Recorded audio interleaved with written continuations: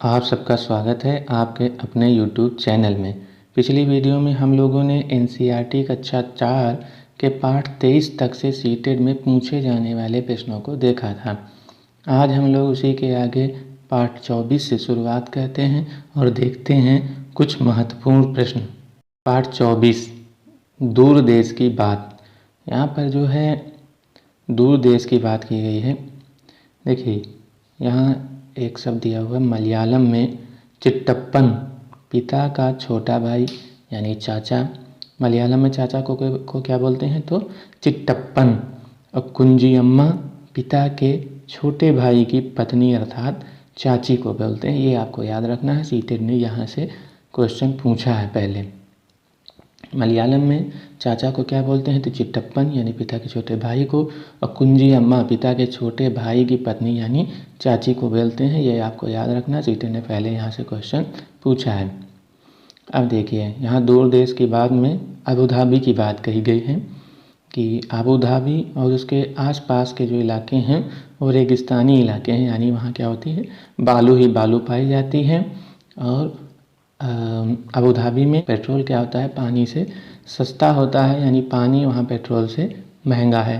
ठीक है, Abu Dhabi में ज़्यादातर खजूर के ही पेड़ पाए जाते हैं। अबू धाबी में कौन से पेड़ पाए जाते हैं तो खजूर के, ये आपको याद रखना है।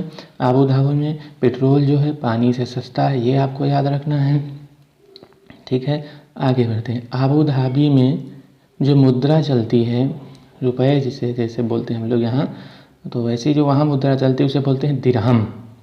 तो दिरहम कहाँ की मुद्रा है तो अबू धाबी की, ये आपको याद रखना है। ये टेट और यूपी टेट और सी टेट दोनों के लिए इम्पॉर्टेंट है कि अबू धाबी में कौन सी मुद्रा चलती है दिरहम।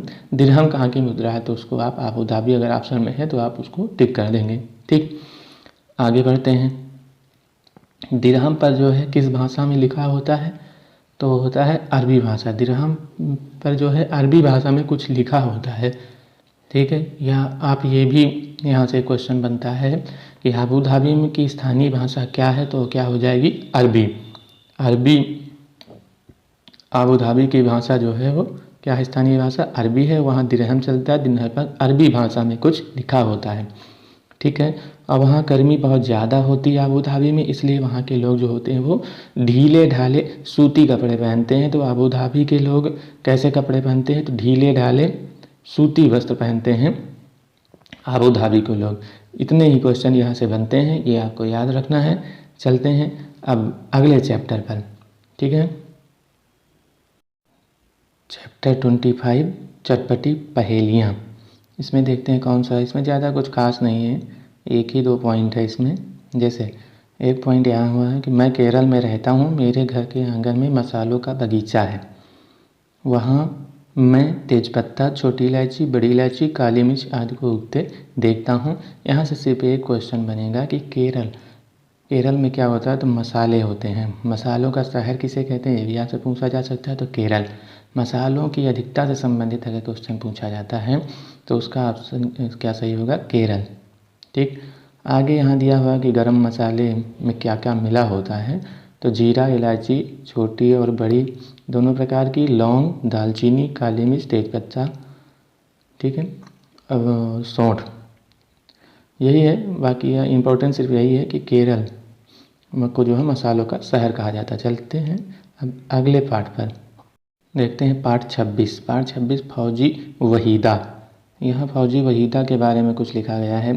देखिए ये कहाँ की रहने वाली हैं तो थन्ना मंडी नाम के बहुत छोटे गांव से हैं। और ये कहाँ पड़ता है तो जम्मू कश्मीर के राजौरी ज़िले में पड़ता है।